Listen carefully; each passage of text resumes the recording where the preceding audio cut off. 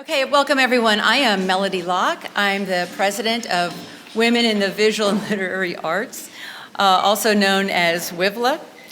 We're a nonprofit organization, and since we were founded in 1994, WIVLA has been supporting women writers and artists in all stages of their creative journey through our monthly meetings, creative workshops, and opportunities to show their work, such as fiction poetry readings and juried art shows. Fiction and poetry readings and juried art shows. So artists and writers are often seen as solitary people. They create their work and then they put it out in the wild and hope that someone will appreciate it. And WIVLA, like many other art-based organizations, provides opportunities for the work to be seen, such as juried shows and competitions. We will be having competitions for writing next year. But this biennial event is an opportunity for writers and artists to come together and create a piece of work on a given central theme.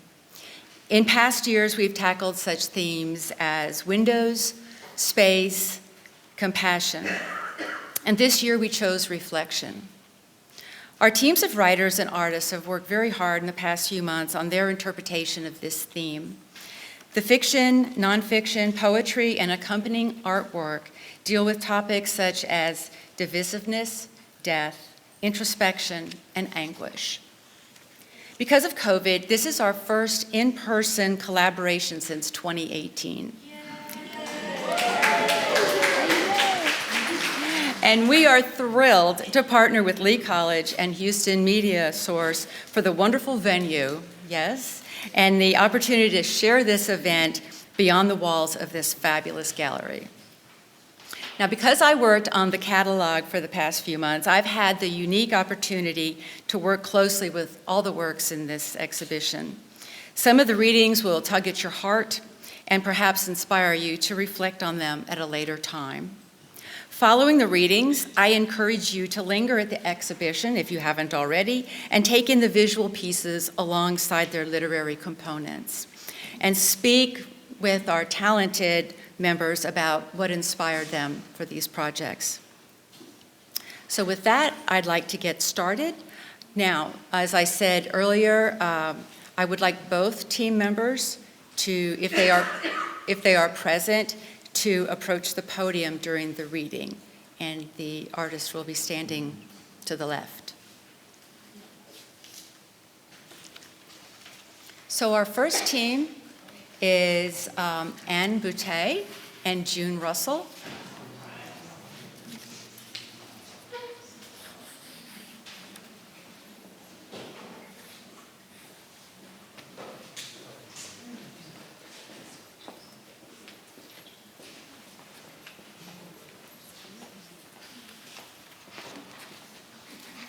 Fate. Despite her laughing blue eyes and a tendency to giggle, my grandmother always seemed old. She wore her long white hair parted in the middle and pulled into a bun at the nape of her neck. At bedtime, she'd weave it into a braid that hung midway down her back. She met her sweetheart at a wedding when they were in their 20s and married just after he finished medical school. Each morning before he left for work, she plucked a red rosebud from her garden and pinned it to his lapel, a ritual he relished. When he died before reaching 60, all the color in her world faded to gray. Each time she visited his grave, she placed a red rosebud on the ground where she imagined his lapel would be. She never spoke of him again without tears welling in her eyes.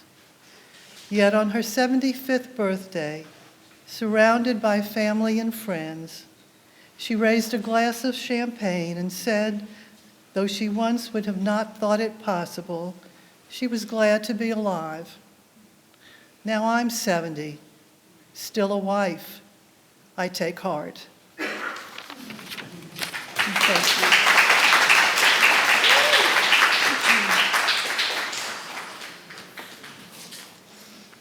you. I should have mentioned that Kleenex is probably something that everyone should have handy during these readings. The next reading is by my partner, Celeste Budwit-Hunter.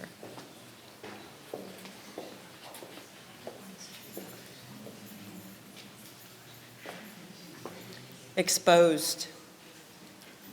After the rain, a pond.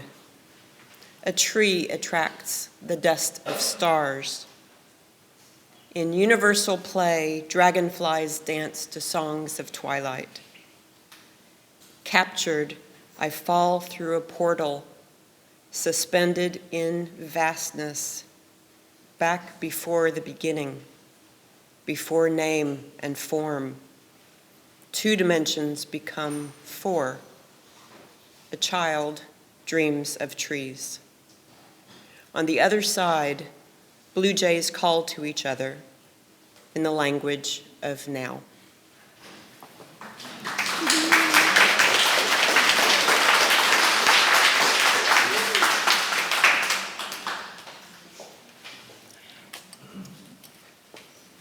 So we're a Houston-based organization, but we have members in other states, other cities, and other countries. So this reading is from our Canadian member, and her artistic partner, Jean King, will be reading for her part. Lorette, I'm on a first-name basis with Lorette. Could not make the journey from Canada to be here today. Jean. To whom?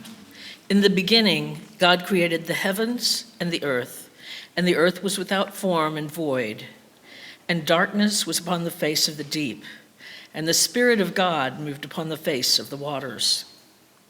You, playing a piano, on a strange raft in the middle of a dark ocean, your hands on fire on the keys, like a lover. You'd never played beyond Twinkle, Twinkle, but the silver stars were sparkler webs from your fingertips.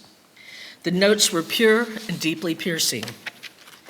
I was weeping when I stirred in the silence because, for a moment, I thought you were still there. Was it you I saw, or my own reflection in that never-ending pool? Perhaps all of civilization is just the story of Narcissus, after all. I saw wide blue birds with lapis lazuli wings that spanned the desert. Also, a flock of seagulls, a herd of horses, white, wild, galloping colts, butter manes, daisy eyes, headed for the moon. All the things you ask of me, and I couldn't be there. All those cobwebs of my own, our broken dreams, our thirsty children, all the ways that we were drowning. O Nu, primordial lord of the watery abyss, O Namu, goddess of primeval seas, O Wernpa, dreamtime creator of rain, O Nutaikak, northern father of glaciers, O Yamaya, ocean Orisha, mother of everything and everyone, O Tehum, face of the deep, O God, what have we done? Sea and sky, night and day, fin and feather, moon and sun, infant and mother, male and female, acorn and oak, vino, tinto, blanco, north and south, black and white, the wind and the waves, hope and desperation, round and skinny, tall, small, none, all, over, under, lightning, thunder, cops and robbers, body and soul, young, old, diamonds and meteorites, smoke and mirrors, blood and water.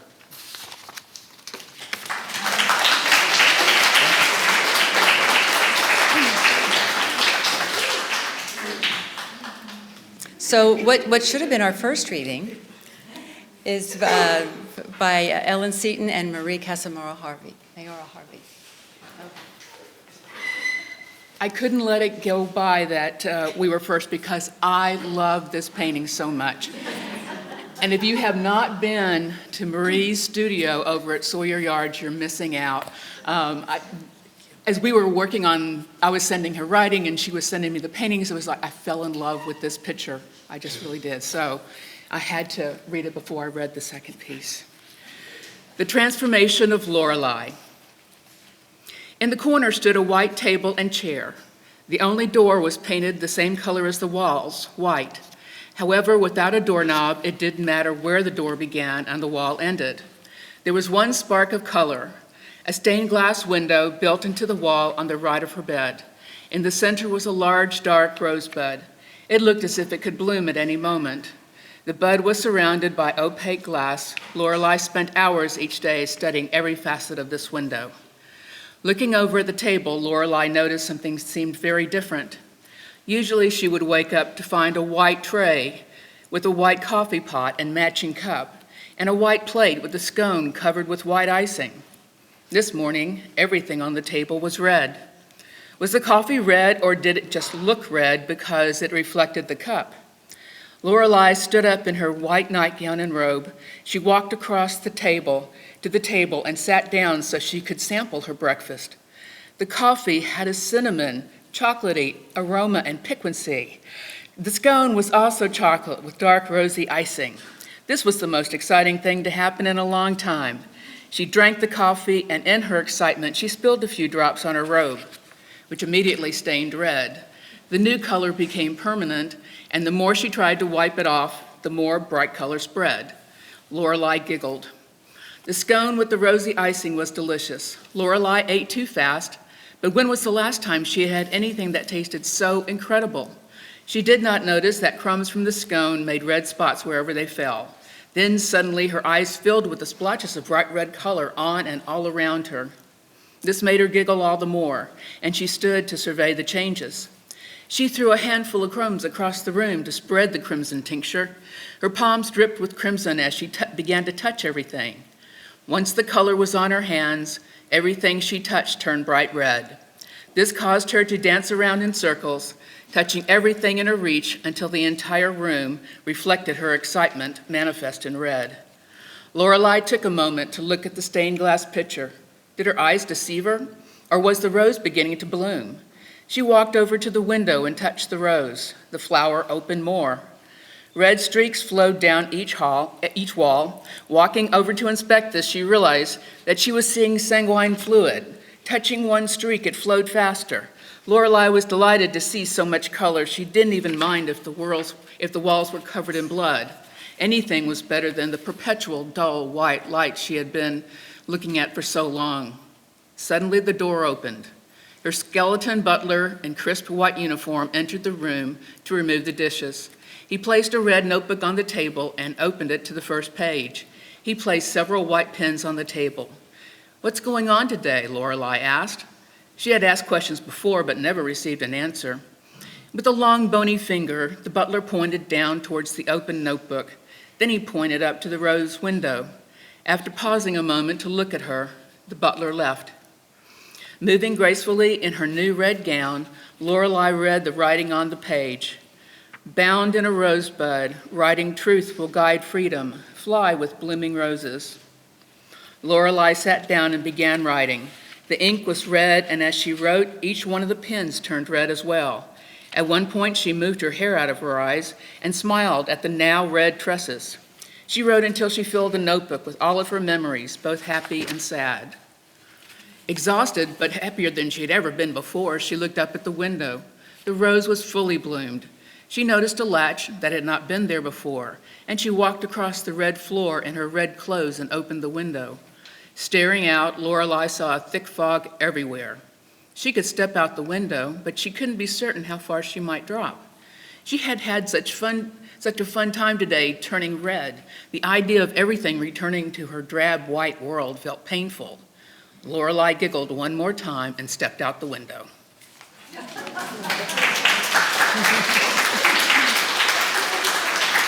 And we color coordinated on purpose, of course. So I don't make too many mistakes. No. But when I do, they always involve Ellen. I don't know why. It's because you're one of my favorite people, I knew think. that. I kind of had sense of that already, yes. So her artistic partner is not here today, and Ellen had two partners. Yes, So her reading now is for the second partner with Fern. yes. And also, her work is wonderful as well, and if you look at it, it's the collage over there on the wall. It's very detailed. When you get a chance to look at it, just catch all the different details that are in that, because it really speaks to a lot of stuff about what I'm about to read about. I wrote actually 3 stories. They're like flash fictions, and it's called Different Women, Different Paths. The first story, The Patient. Willow the Grim Reaper stood very quietly in the corner, her hand resting lightly on her scythe. She was hoping she wouldn't be needed, but indications were bleak. The intensive care unit nurses were too busy tending to their patient to notice the Reaper's slight shimmer. The patient was very ill, and she was being prepared to receive an experimental treatment.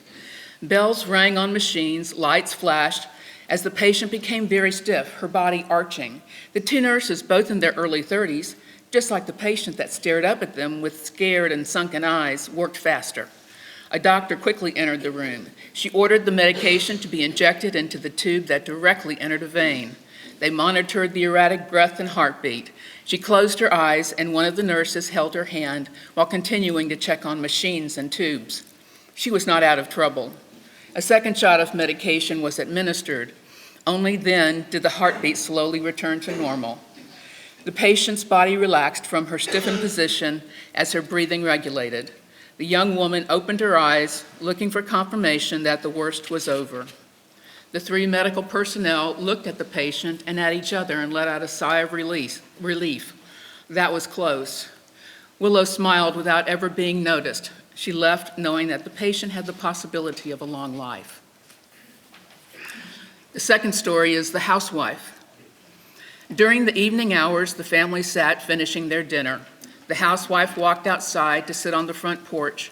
She wanted to rest before she had to clean up all the dirty dishes. At 53 years old, the cancer had been in remission had returned.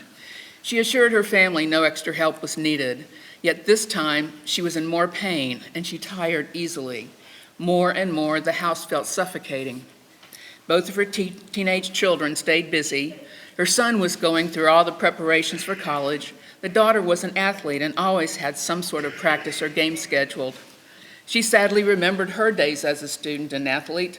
It all went by so fast. As much as he tried, her husband was clueless when it came to caring for her. A refreshing breeze blew through the trees just enough to move the leaves. As Willow walked up the front steps of the house, she sat next to the housewife, who did not appear frightened at all. "Please tell me you're here for me," the housewife said. "I am so tired. Every day is harder." It is rare for someone this young not to be frightened. Then Willow noticed the holes within her energy body, black and gray gaping holes where most people had a thin layer of lightness. Willow said in a soft voice, "You've given so much away. There's nothing left. You must be exhausted." "Yes," replied the housewife. She stood up following Willow down the front steps. She turned around once to see her lifeless body still sitting on the porch. "Where are we going?"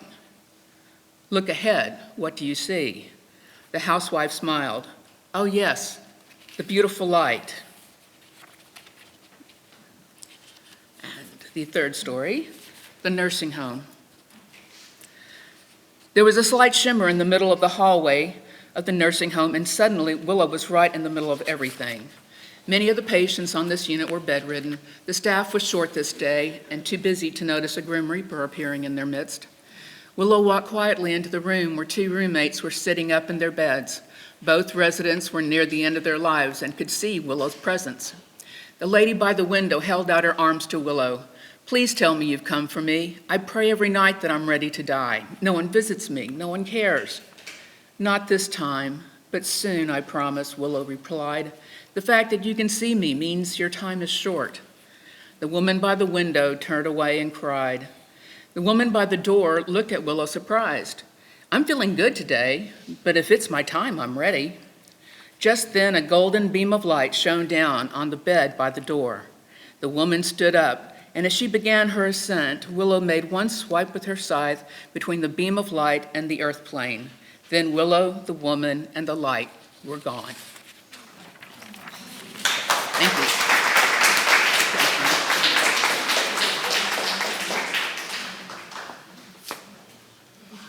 Okay. Next up are Beatrice Stewart and Nathalie Tardif.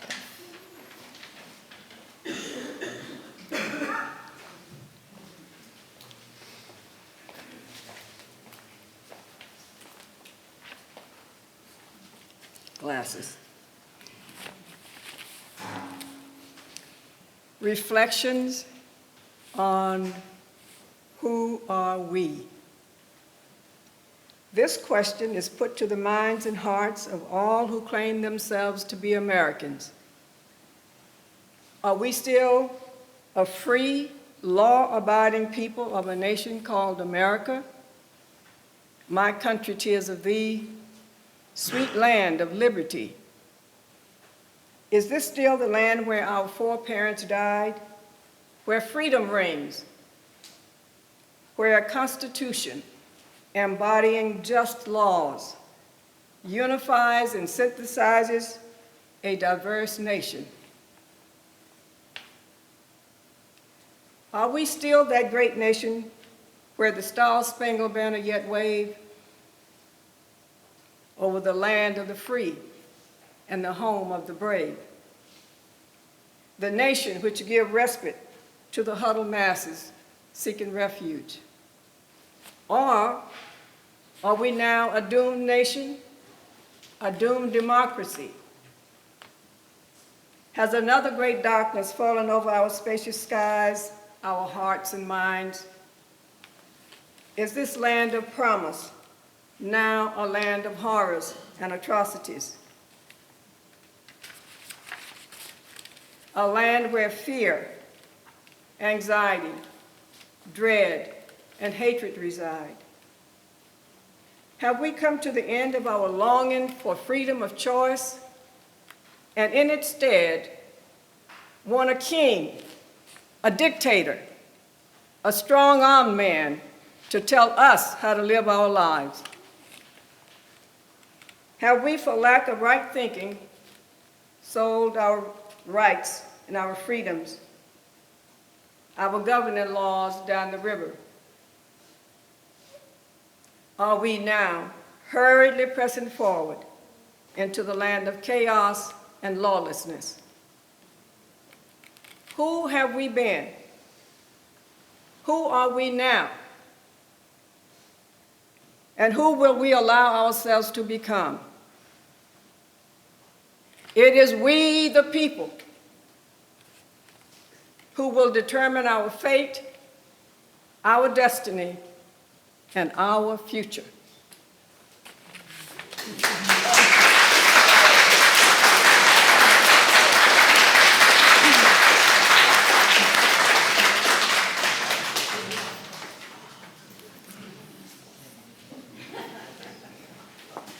Next up is Gladys May Bullock with the cuts and Rosario Solis.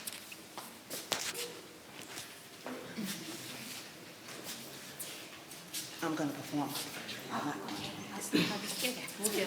No, well, good evening. This was a very tough poem for me to write. I started writing it December of last year, and I didn't finish it until September. You stood at the door and watched me laboring to live. Moved me left, and you moved me right as I began to leave Earth's sight. No words were spoken, no praying begged me. We all knew the end was near. Surprised? The dirt of your presence was felt. There was not even weeping. You were at my right side. You were at my bedside. But where were you? Where were you? But you see, you were not at my graveside. I stood at damaged doors, a prune, wishing and wanting to be a plum again. I too could not move left or right as I was quiet, and I mean very quietly, leaving sight. But he knew that pruning would get me through my hard seasons, the cutting and reshaping of my finances, the cutting and reshaping of my possessions, the cutting and the cutting and the cutting and the cutting and the reshaping of my relationships. You see, they weren't enough. They were not enough to get me through my disconnected emotional drought of rejection and loneliness. I didn't want it. I needed to be replanted in fertilized soil. Hello, sisters, my sisters. But even that was not enough to ease the pain of my wounds. The cuts, oh, those cuts were so deep. But oh, by his grace, but oh, by his mercy, humility and understanding bloomed.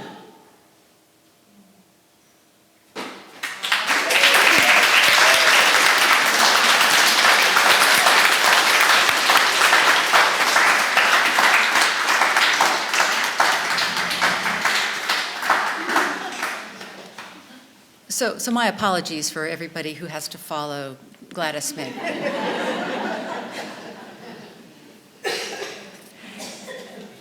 Okay, so next up we have a team of three, and all three are here today.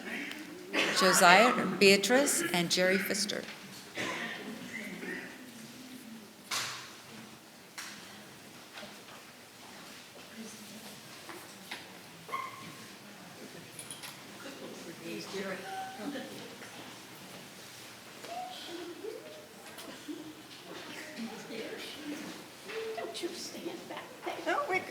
We have to stand over here with the podium. Just make sure you're close enough to the microphone. A little closer.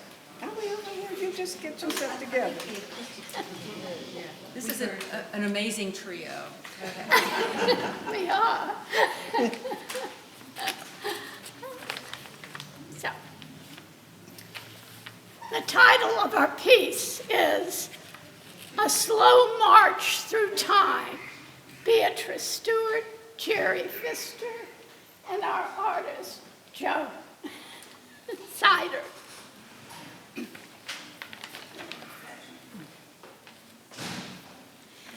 Together, we stand face to face, looking into the eyes of the other. As we stand eye to eye. As one we breathe, breath to breath. Our different points of view, gently spoken, questioned at times with powerful words we thought could never be spoken. As one, we evoke the spirits who first tore our hearts and minds open to old fears and rage of past generations and new. We remember. Lives brutalized and cut short.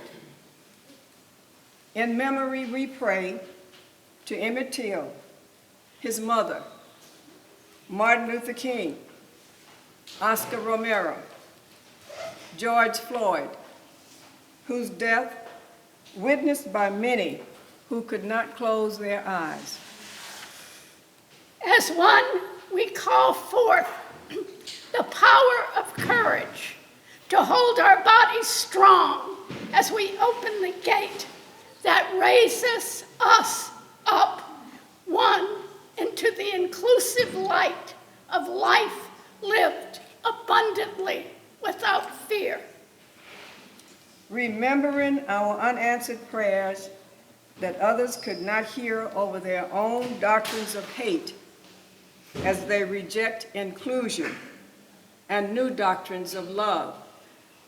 Reflecting on long lives separated by the walls of past and current racism, having our own say, hearing the other, remembering the times we did not listen. We stand united in the same red blood that flows through our veins. We follow a unified rhythm of dance and friendship as we stand on the mountaintop. On the mountaintop, embodying the light of love that embraces, may we find the will and love to look at nature not as a soulless ever-provider of natural resources, but as partners equal in soul and love for life.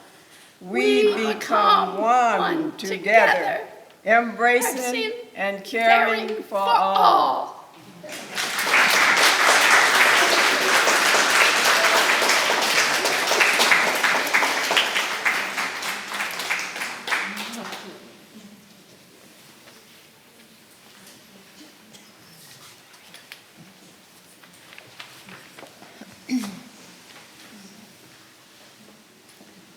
Okay, so now my apologies to whoever has to follow them. And that would be Gretchen, McDaniel, and Karen Farrell.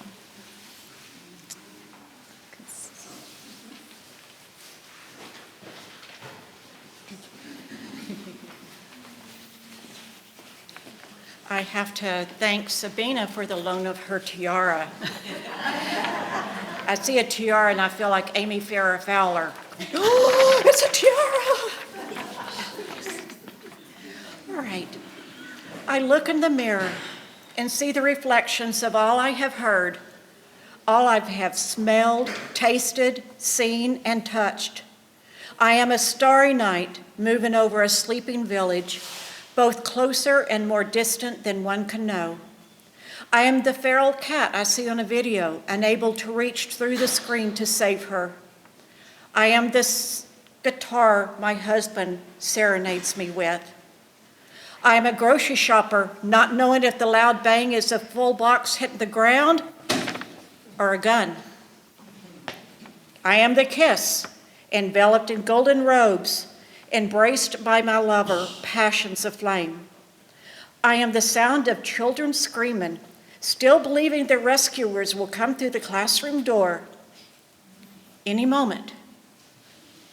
I am creamy pudding sliding across my tongue as I shiver in pleasure. I am Jack, who unexpectedly left this world at the end of a lovely day.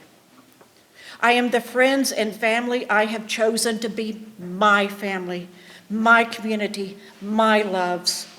I am the sky lit up with tracer fire. I am a singing saw, a ukulele, a harmonica. I am the shaking friend I am hugging, feeling their fear of an uncertain future. I am Patti Smith's horses, KC and the Sunshine Band's Get Down Tonight, and Pink Floyd's Wish You Were Here, all vibrating through my bones at the same time. I am the ER, sleepy and stunned, waiting to see if he survived. I am purple haze, feeling comfortably numb. I am horror, hearing about atrocities, both past and present. I am the fragrance of honeysuckle, traveling up the stairs of the garage apartment we lived in during 4th grade. I am trauma, navigating my way through mental minefields. I am the ice-cold creek that I'm camping by, reveling in the isolation and silence. I am a creek, a lake, a river, a pond, running dry. I am the book I am reading, traveling to the world I never knew existed. I am my mother, frustrated, scared, angry, being eaten alive by Alzheimer's. I am an artist, bringing alive images, both visual and literary, to make sense of the world. I am grief, happiness, anger, hope. I am joy. I am love.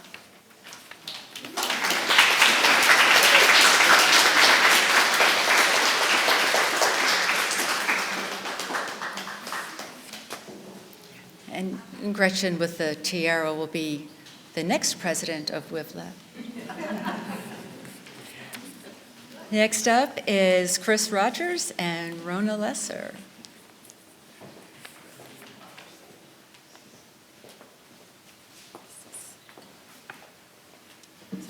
Better, yes. On reflection, after a lifetime of honking big city rush hours, my day on the lake was not so much like serenity as like being dipped all wiggly and nude into nature. Sunlight seeped between the leaves of live oak trees growing near the shore and dripped to the water below in golden coins. There they sparkled, those coins of sunlight gold, glimmering, shimmering, waiting to be scooped up, but all you get is a handful of water. I prefer my water icy cold from the fridge. A glance into the nearby, deeper, shadowy part of the lake captures my own image. I appear crinkly, slightly out of focus, rather like life itself. I wonder, do many people feel as out of focus as I often do? Pursue your soul urges, one part of me murmurs. Life only comes around once. Another voice barks. Smarten up, climb that ladder, get cozy with success and bring home the bacon. Words are fleeting and art brings only pennies per pound. Put some certainty in your bank account, girly girl. Surrounding that wavy likeness, the cool depth beckons. Perhaps I might suit up for a swim. Then a leaf falls to the water, and a daddy longleg scrambles for purchase. My swimwear remains in the travel bag. Arachnids are earthly delights that I quite happily can live without. The leaf floats away with my thoughts aboard. A most surprising thing about nature is the silence. There isn't any. In synchrony with the whirring, whispering wind, those same leaves that guide the sunlight rustle constantly. It's somewhat like music.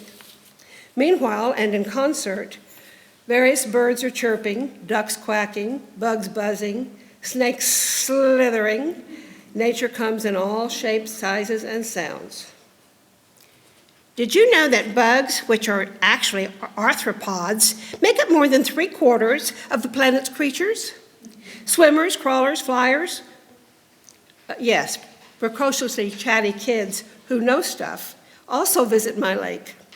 Fortunately, the slap of sandal feet carries them into the distance. But didn't the boy make pocketful of sense? If such entities as butterflies, ants, and lobsters account for 3/4 of us, with horses, cows, elephants, furry pets, birds, and amphibians crowding in to be counted, where do I fit? I feel suddenly very small, wishing the boy had kept his blathering to himself. Soon the relative quiet invites sleep, sweet, lazy, dream-sodden sleep. You cannot have it all, the smile. Oh, out there somewhere in that altered consciousness, an old friend smiles back at me. You cannot have it all, the smile suggests. What would you do with it? All is a heavy burden, and the sweetness of choice is a privilege. Choose well, enjoy.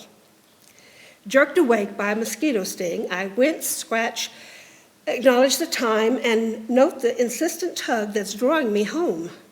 As the miles pass, as I trade my nature dip for familiar city sights and city sounds, my rearview mirror reflects the setting sun. Its astounding red-gold glow displaces the cool blue sky of day, stirring my mind with reflections, my watery image, the windsong and creatures concert, a spider hunkered on a floating leaf. I ponder what I feel about choices and heavy burdens and a smiling long-lost friend, and I wonder, what other deliciously sensory discoveries will I miss tonight by departing the lakeside?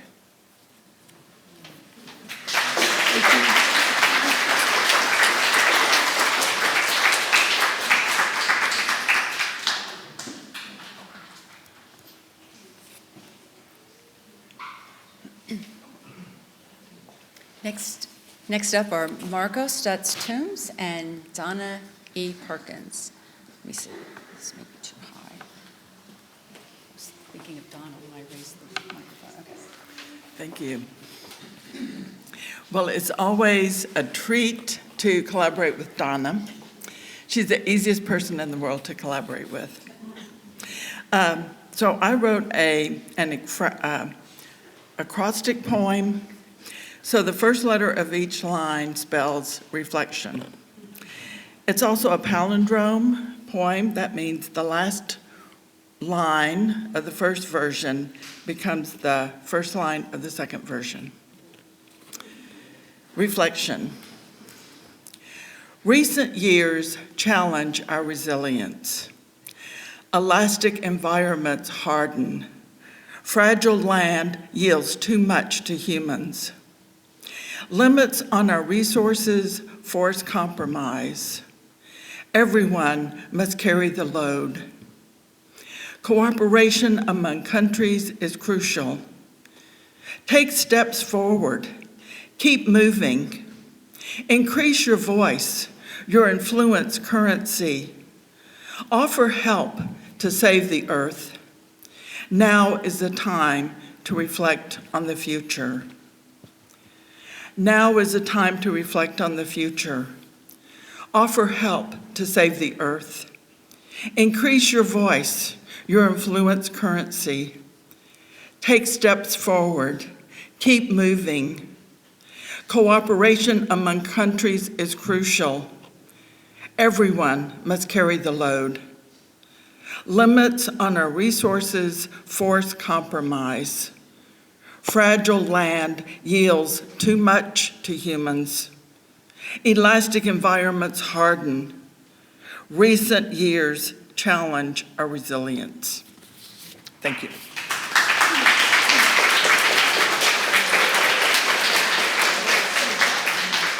I just want to say, as I, heard Margo's poem, and it developed. I really loved it so much that I wanted the letters to be at least slightly visible in my work.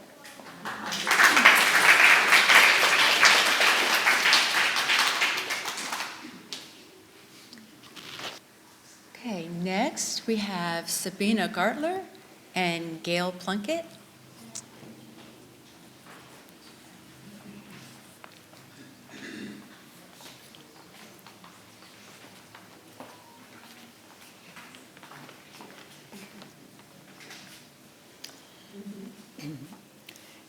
The included letter and page from a medical text, Introduction to Farben Diseases, is part of a collection of papers translated by the late Dr. Lawrence Wallace, MD, PhD. The collection was purportedly gifted to Dr. Wallace by his curious friend, Hassel Smith.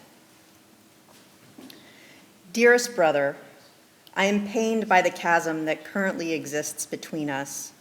Despite my extraordinary efforts to harmonize our conviction, you remain adamant in your desire to obstruct me. How strange that our countenance should reflect the same face, yet our minds and will be so disconnected. Take heed, dearest brother, that this letter serves as my final appeal to our better judgment. I shall once again lay out the reality of our current predicament, since we are unable to agree on the path unambiguously before us. The Farben Gold created the Council of Lila under the guise of creating, nurturing, and grooming the High Lord as the ultimate expression of Farb civilization. On these facts we are united. However, we begin to despair at the current expression of the Council's objective. Under their edict, they removed young from nurseries, leading to anguished matriarchs throughout the 7 unions. They siphoned Kupfer energy from the Gelb union to their estate, leaving many to lie dormant. And they appropriated most of the Weiss stone in circulation, causing shortages of Corale and Sina. How these precious resources are employed, I cannot say, since the workings of the inner estate are hidden from Niederfarb such as us. We have been encouraged to endure these hardships under the guise of a higher purpose. Yet, the High Lord is a fiction. It has not, nor ever will exist. Brother, I urge you to search your highest self to realize the folly of your obedience to the corruption of the Council of Lila. I cannot comprehend how the bond that bore us as juveniles was dissolved. I mourn the intimacy of our 7th and 8th years as we wandered the forests of Zinnoberot. We romped through the forest searching for the famed idol of Blau, our minds enmeshed. Your delay in the acceptance of the truth will not stay my hand. You have no doubt recognized my signature in the suspicious death of Alderman Purpur. The excision of venality from the Council of Lila will continue. Our goal could be accomplished twofold with your aid, dearest flesh as my flesh. Please, dear brother, return our minds to one. Indeed, neither of us will survive if our will does not match our shared countenance. With devotion, Rote.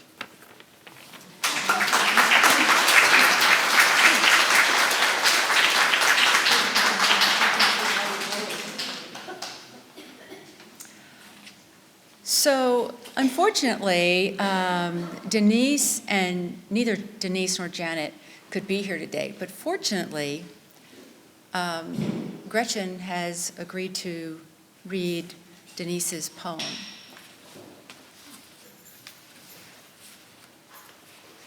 And I probably should have had it ready for you. I sent it on the board. Yeah, and that one. In the still water, reflections of sky and trees, waiting for the birds to dip their delicate beaks for a taste of clouds and leaves. Reflection.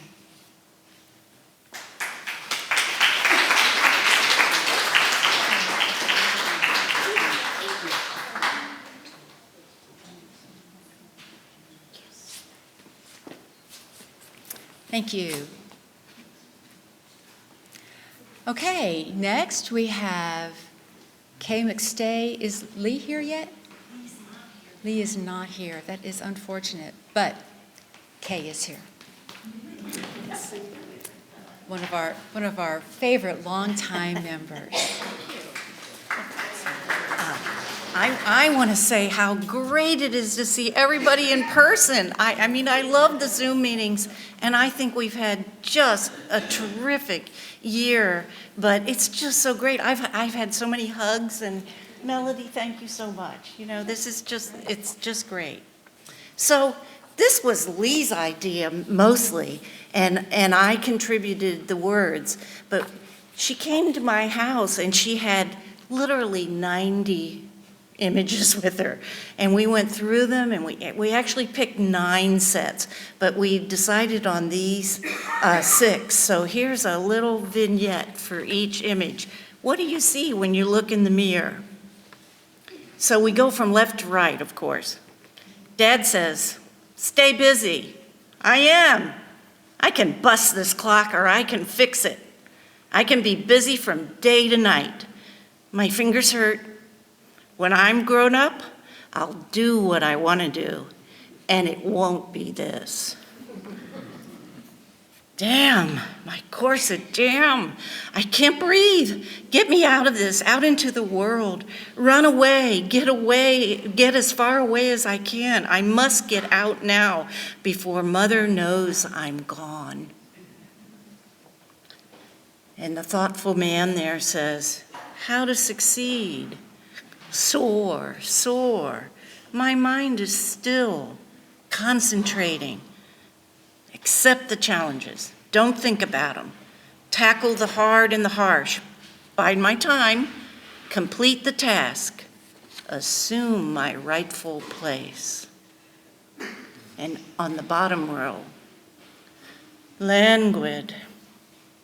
He said I was languid. He wants laughter and dancing and sex. I don't think I can keep him with languid.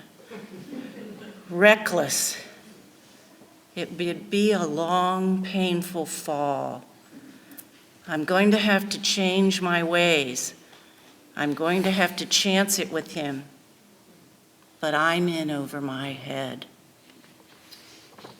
Yippee! Roaring on, yes, sir. I've got a steady beat on the end result. Yahoo! I'll surprise them all. I'm a convincible rider. I'll ride with Roosevelt in Cuba. Sign me up. And the final one. Another note. Another heartbreak. Forget the pain. I'm a poet in a beautiful land. Alone on pillows in a garden of delight. Alone, with time to think, with time to savor. Thank you.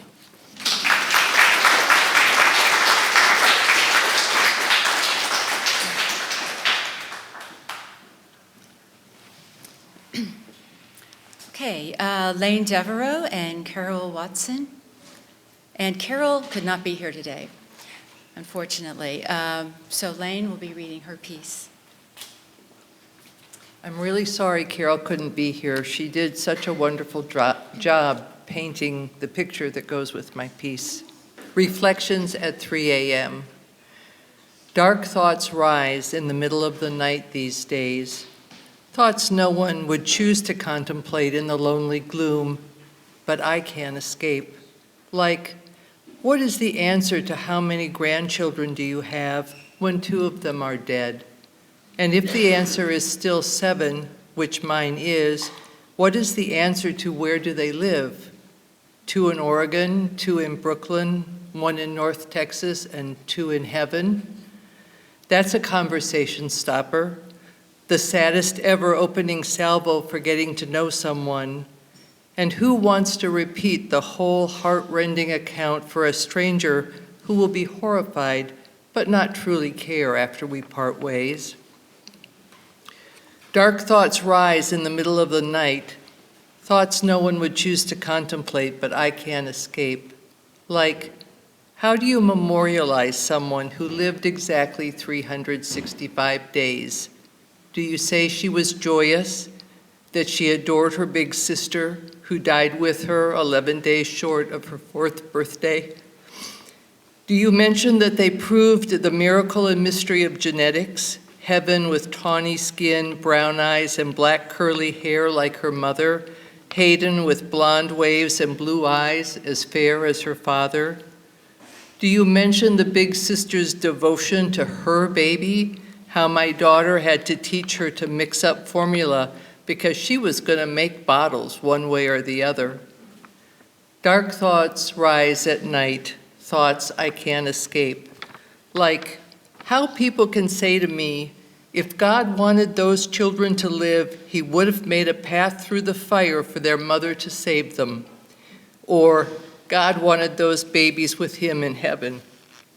What kind of God do people believe in who would be so cruel, and why must they inflict him on me, add him to my nightly anguish?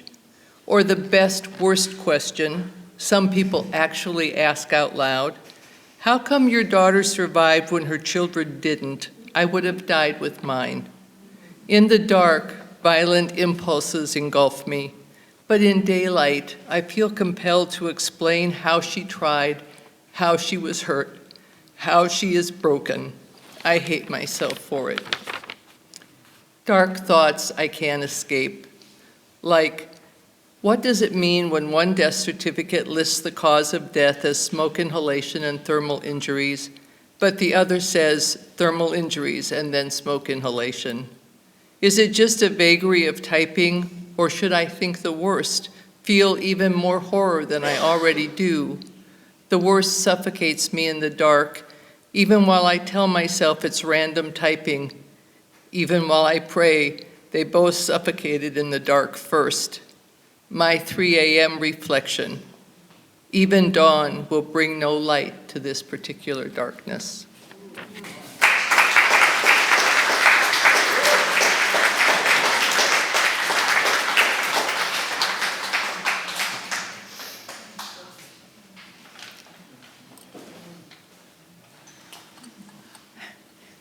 Okay, Margo, I'm sorry. You have to follow that. And the last, with Margo and Elisa. Did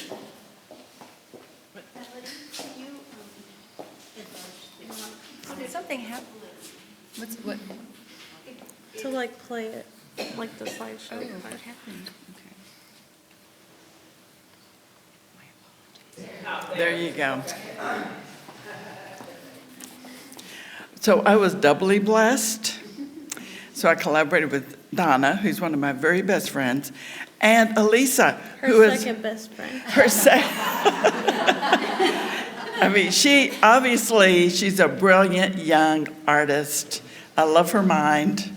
We had a couple of great lunches, and we're both interested in Jungian's idea of the shadow, and so that's kind of where our collaboration started from.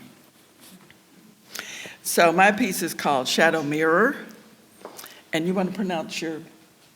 Oh, the painting's called Aguitada. This is my first stab at a pantoum. A lot of the lines are repeated, so Elisa is going to help me with this. Shadow mirror, tucked in a back corner, clothed in dust and cobwebs, a Dorian gray to hold her nightmares, frozen in glass and tarnished silver, clothed in dust and cobwebs. Old fears hide in the dark. Frozen in glass and tarnished silver. She feels it in her heart. Old fears hide in the dark. Growing like a virus. She feels it in her heart. Salvation waits in the sunlight. Growing like a virus. Her Dorian mirror horrifies. Until she thrusts it into the sunlight. And scrubs the mirror tucked in a back corner. Thank you.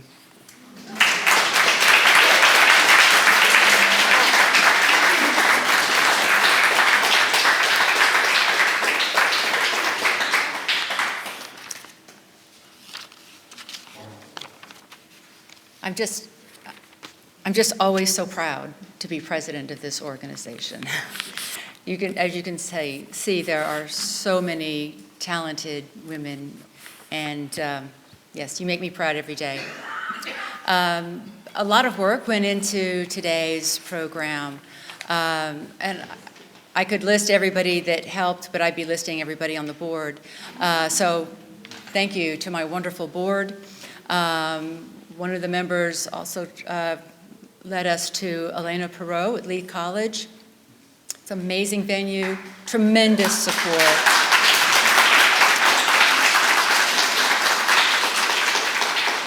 And to Mel Peterson with Houston Media Source, who is our equipment specialist, video diva extraordinaire. Thank you.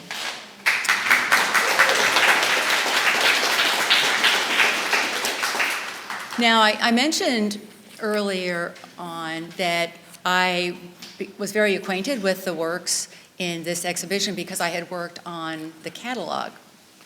Well, they're available to all artists today, and they're also available for purchase, and I'll be putting them out right after we finish here.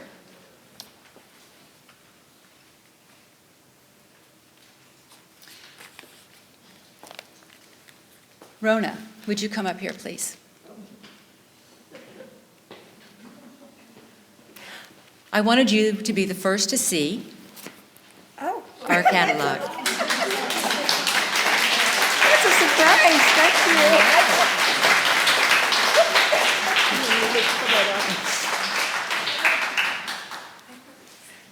Yes, we're good at keeping secrets. So thank you so much for joining us today. It has been just a real treat. This exhibition will be up until February 24th, and we will be having a closing reception February 7th from 1 to 3. I know it's work day for some people, but we're hoping to have some students from the college be here that day as well. So I encourage you to enjoy the refreshments and keep looking at the artwork and the wonderful literary pieces that accompany them. And thank you so much for being here today.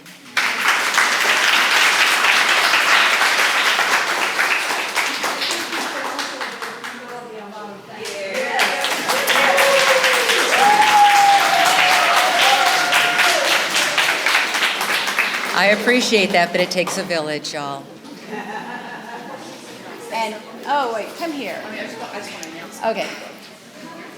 This is Elena Perot, the hostess with the mostest. We have a photographer from Lee College that would like to take a few shots with some of the artists with your pieces, if you could. He's right here. So that would be really helpful for us. We can put it on our website. Okay? Thank y'all so much for coming.